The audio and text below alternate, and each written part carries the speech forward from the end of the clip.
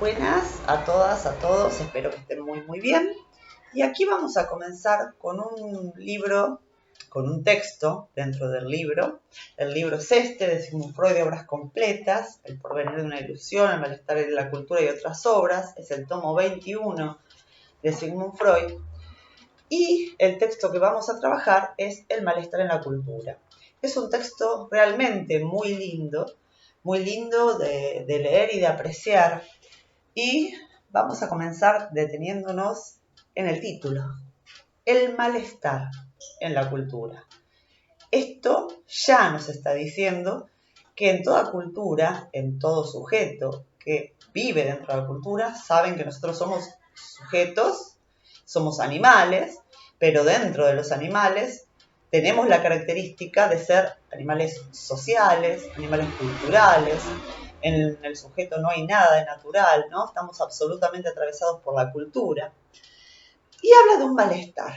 Entonces yo les propongo ir desarmando de a poco este texto, porque acá Freud nos habla de algo muy particular que tiene que ver absolutamente con el conflicto que se juega sobre todo en una etapa muy vulnerable, que es en la adolescencia.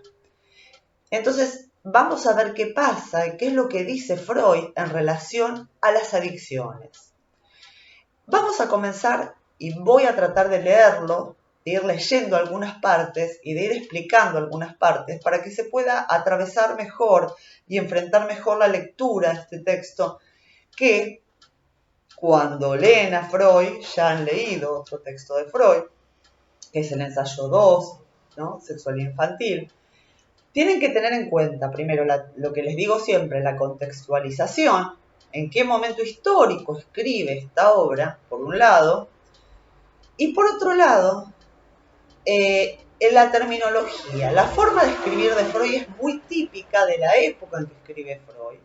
Escribe muy lindo y utiliza palabras quizás a las que no estamos acostumbrados porque no tiene que ver con el lenguaje coloquial cotidiano de la cultura, de nuestra cultura en este momento. Está muy bueno para mí que podamos abordar textos que utilizan el vocabulario desde otro lugar. Saben que, bueno, Freud obviamente escribió en alemán, las obras fueron traducidas y esta traducción, por eso siempre les doy amor orto, es la más fiel a la traducción, porque hay palabras que no se pueden traducir literalmente del alemán al castellano, pero es la traducción más fiel, ¿no? Entonces, Amorortu este editorial trató de ser lo más fiel posible al idioma alemán, que es el idioma en el que escribe Freud. Vamos a comenzar. Voy a comenzar leyendo el principio para ver si se entiende lo que está diciendo y lo que está planteando Freud al comienzo del texto. Me lo subo porque la verdad es que no veo nada. Uno no puede apartar de sí la impresión de que los seres humanos suelen aplicar falsos raseros, poder, éxito y riqueza, es lo que pretenden para sí y lo que admiran en otros, menospreciando los verdaderos valores de la vida. Mas en un juicio universal de esa índole, uno corre el peligro de olvidar la variedad del mundo humano y de su vida anímica. En efecto, hay hombres a quienes no les es denegada la veneración de sus contemporáneos, a pesar de que su grandeza descansa en cualidades y logros totalmente ajenos a las metas e ideales de la multitud. Se tendería enseguida a suponer que solo una minoría reconoce a esos grandes hombres, en tanto que la gran mayoría no quiere saber nada de ellos. Pero no se puede salir del paso tan fácilmente. Es que están de por medio desacuerdos entre el pensar y el obrar de los seres humanos, así como el acuerdo múltiple de sus mociones de deseo. Fíjense, ¿qué está diciendo acá? Dice que, por lo general, en la sociedad hay falsas medidas para valorar la obra y al sujeto y a las personas, y lo que es considerado éxito, lo que es considerado bueno, lo que es considerado grandioso, ¿no? Dice, poder, éxito y riqueza es lo que pretenden para sí y lo que admiran en otros. Y, a ver, esto, dijimos que este texto es de 1929-1930. Fíjense si no es absolutamente contemporáneo este concepto de pensar que un sujeto es valorado de acuerdo a la riqueza que tiene, al poder que tiene, económico, al prestigio y al éxito en relación a una riqueza económica. Y dice, en realidad, todos y todas, ¿no? En este momento no habla en lenguaje inclusivo, precisamente, todos van en busca de esos valores. Es como si tener riqueza y tener poder fueran los valores que se resaltan en una sociedad. Pero dice, solo una minoría reconoce a esos grandes hombres, en tanto la gran mayoría no quiere saber nada de ellos. ¿Quiénes son esos grandes hombres? Gente que estudia, gente que cotidianamente hace cosas grandiosas. Vamos a poner por caso cualquier trabajador, digamos en este momento los enfermeros, ¿no? Que están haciendo una gran labor. El personal que trabaja en los hospitales, por ejemplo, limpiando, ¿no? Las personas que limpian y que los auxiliares, digamos, hacen una labor grandiosa. Muchos, la gente que trabaja en el Malbrán, por ejemplo, investigadores, que la verdad es que no son tenidos en cuenta como alguien prestigioso y con un deseo de seguir sus caminos. En realidad lo que se busca en esta sociedad, en esta cultura, es aquello que tiene que ver con el poder, con la riqueza. Eso es lo que es admirado por la sociedad. Y una minoría, dice, solamente una minoría reconoce lo grandioso del actuar y del ser humano desde otro lugar. ¿Quién reconocería a una persona simplemente porque porque es buena, porque no lastima a nadie, ¿no? Como un lugar que cada uno de nosotros deseamos para nosotros. A ver, ¿qué deseas para vos y para tu vida? ¿Deseas ser una persona de bien? Tener un buen laburo, un laburo que te guste, ¿no? No un laburo en el cual te hagas rico. Que sientas que estás aportando algo, que te estás aportando algo para vos y para los demás. Bueno, esos no son los valores que se rescatan en la sociedad. Esto es lo que está diciendo Freud cuando comienza el malestar en la cultura. Sigo un poquito más. Uno de esos hombres, a los que, estos hombres al que va a hacer referencia acá, tiene que ver con esas personas que no son admiradas por su grandeza, por su cuestión económica. Dice, uno de esos hombres eminentes me otorga, dice Freud, a él le otorga el título de amigo. ¡Wow! ¿No? Y esto también se ha perdido. Esta persona que es tan grandiosa en su forma de ser, en su forma de pensar, en su forma de actuar, me dice a mí amigo, ¿no? Y él lo dice con un orgullo, wow, me colocó en una posición de amigo. Y le está contando que este amigo le dijo algo a él. Y ahora va a decir qué es lo que le dijo este amigo a él.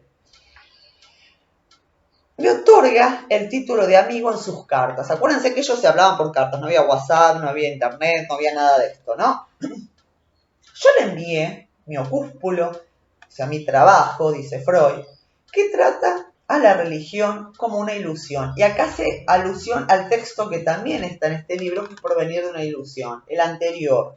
En este libro está puesto anterior, lo escribió antes.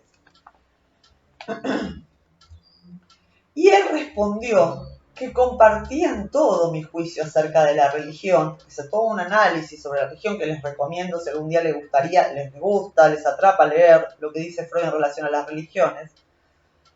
Pero, dice el amigo, ¿no? Cuando le escribe la carta, lamentaba que yo no hubiera apreciado la fuente genuina de la religiosidad.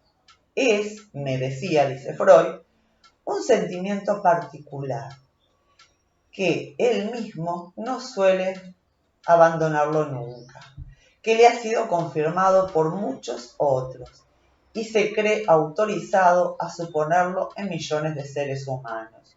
Un sentimiento que preferiría llamar sensación de eternidad. un sentimiento como de algo sin límites, sin barreras, por así decir, oceánico, le dice el amigo a Freud. Este sentimiento, proseguía, es un hecho puramente subjetivo, o sea, le pasa a cada uno. ¿A quiénes les pasa? El amigo le está diciendo, bueno, ¿sabes qué? Yo lamento que vos no puedas vivir y sentir lo que significa aferrarse a una religión. No, es como un sentimiento de eternidad, le dice el amigo. Yo lamento que vos no compartas este sentimiento religioso. Póngale por cualquier religión que ustedes imaginen, ¿no? El amigo le dice, la verdad es que lamento que vos no compartas este sentimiento de eternidad, de algo sin límite, sin barreras, oceánico, le dice el amigo. Este sentimiento, proseguía, es un hecho puramente subjetivo, o sea, lo siente cada uno. No es que yo puedo contarte lo que es sentir la necesidad y la importancia de pertenecer a una religión o tener fe en una religión. No un artículo de fe, perdón, un poquito más. No un artículo de fe, sí.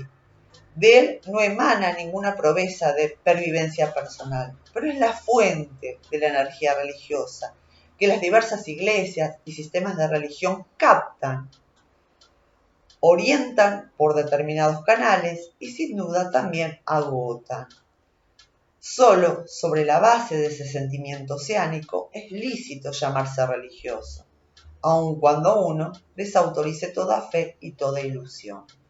El amigo entonces le está diciendo, yo entiendo todo lo que vos planteaste en relación al porvenir de una ilusión y lo que planteaste es en relación a tener fe, pero, le dice,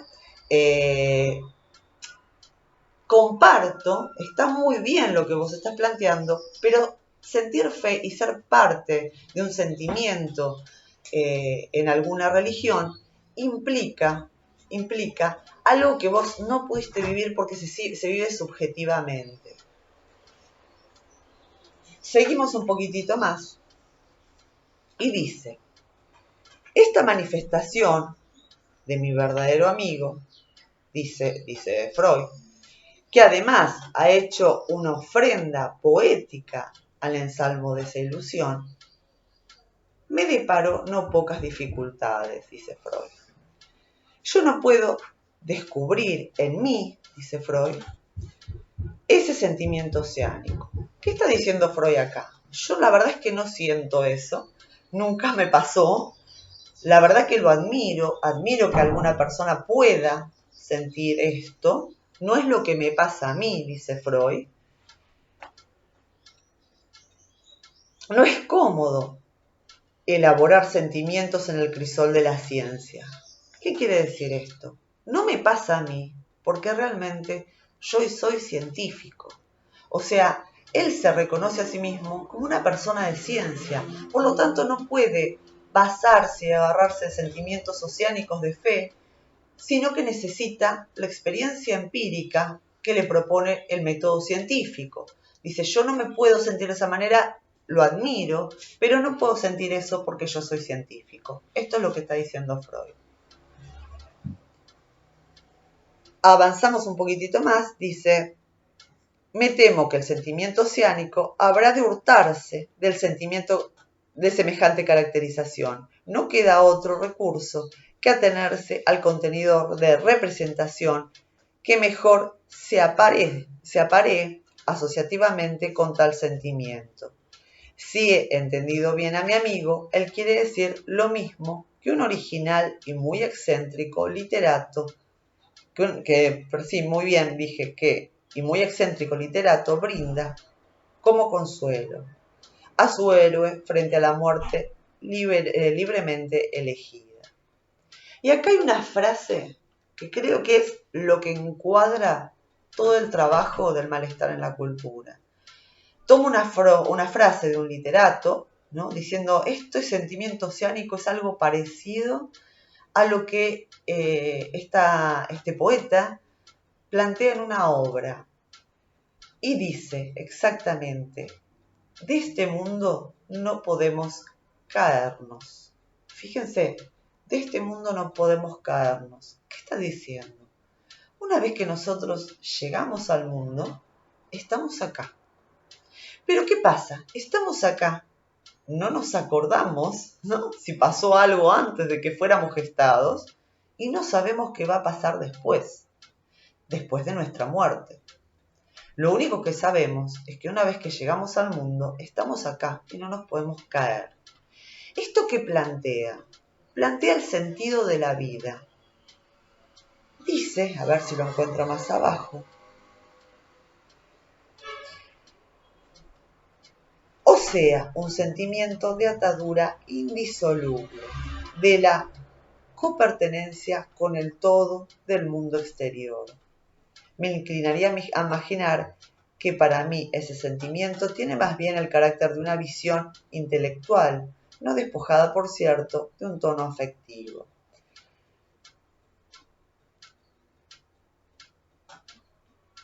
Estoy buscando una parte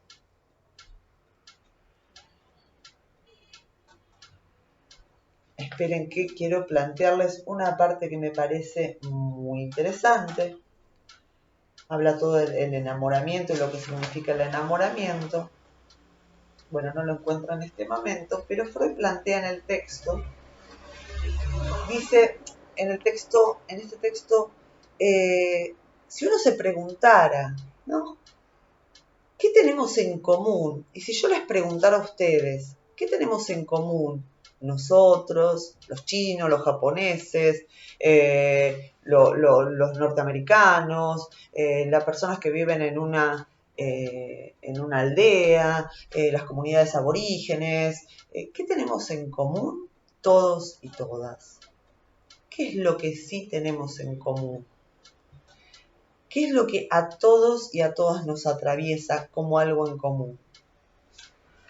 La respuesta es que todos nos preguntamos ¿para qué vivimos? Creo que esto es lo que nos pone en comunión y que hace que todos, sí, con ese punto, nos hagamos la misma pregunta. ¿Qué tenemos en común entre todos? Que todos nos preguntamos el por qué y el para qué de nuestra existencia.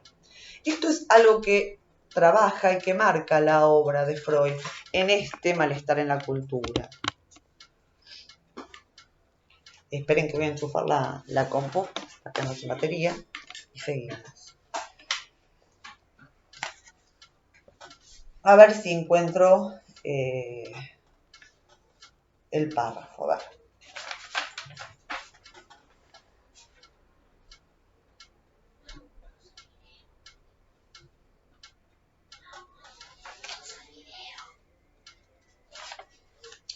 A ver.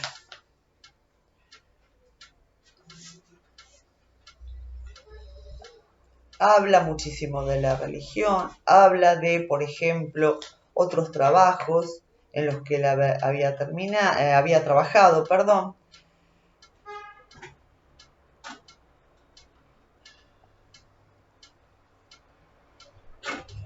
y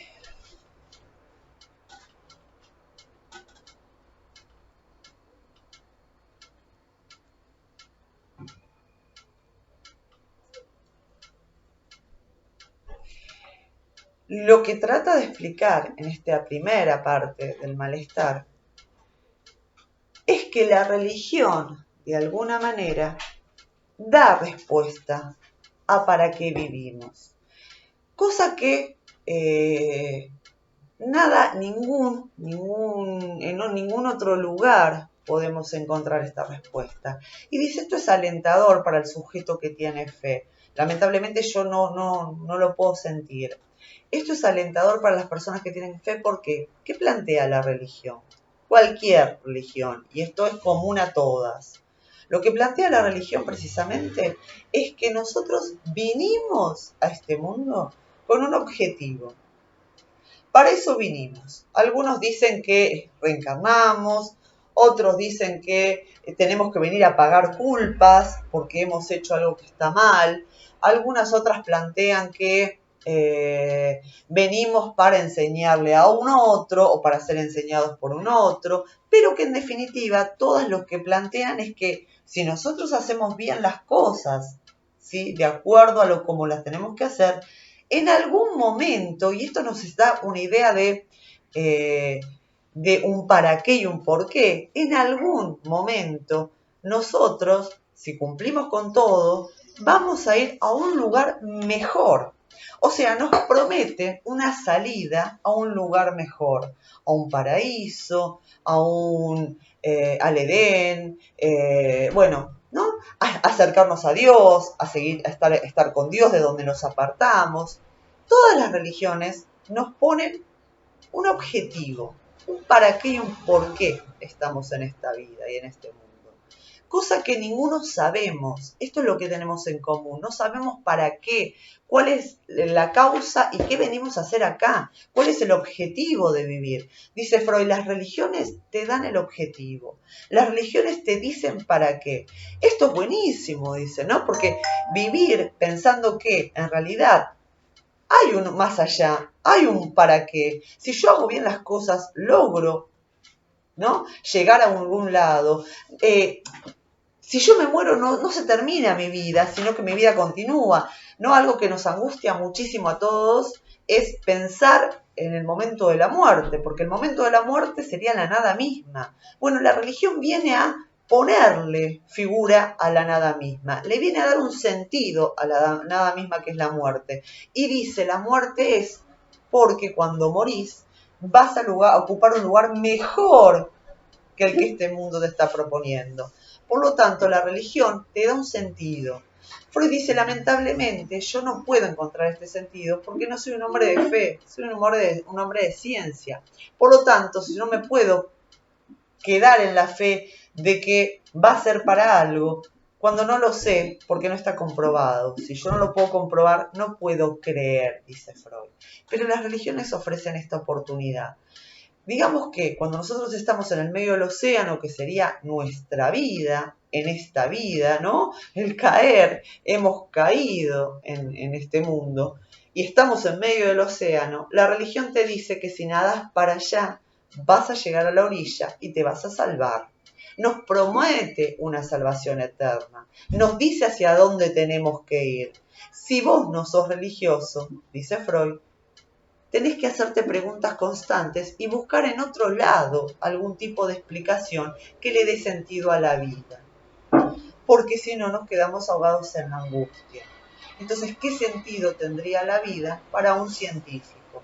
El sentido de la vida para un científico es precisamente estudiar y aportar en esta vida para esta vida, sin pensar en el más allá, en lo que pasaría después. Esta es el resumen de la primera parte del malestar en la cultura, que vamos a seguir avanzándolo y vamos a seguir observando y analizando.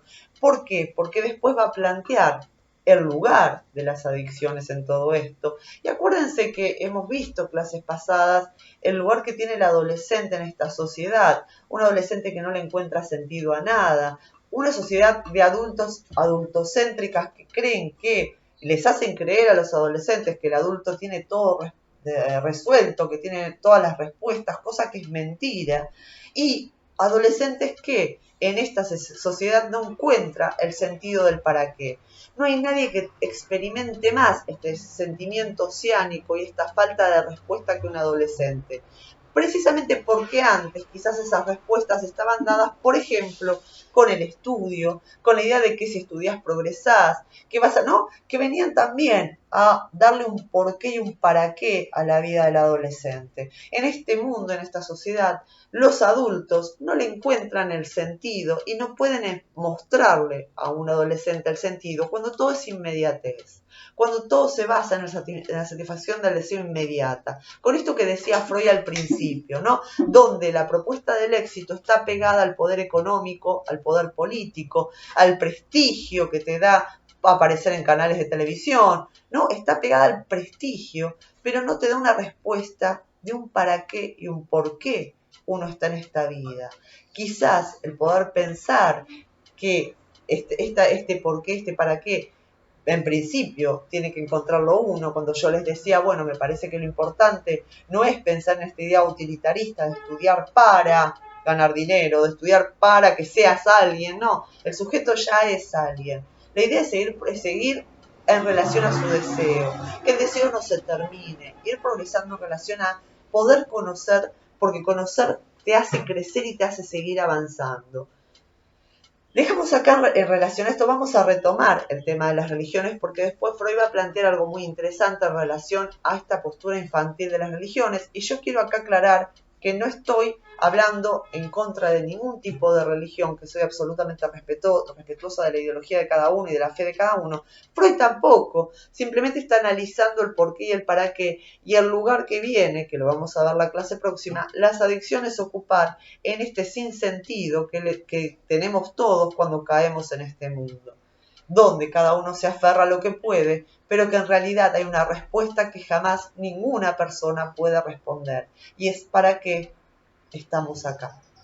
¿Para qué vivimos? Esa es la gran respuesta que tenemos todos en común y cada uno trata de saltearla, buscar la forma de vérselas con este malestar profundo que tiene que ver con la cultura y que tiene que ver con la vida, que es no tener las respuestas.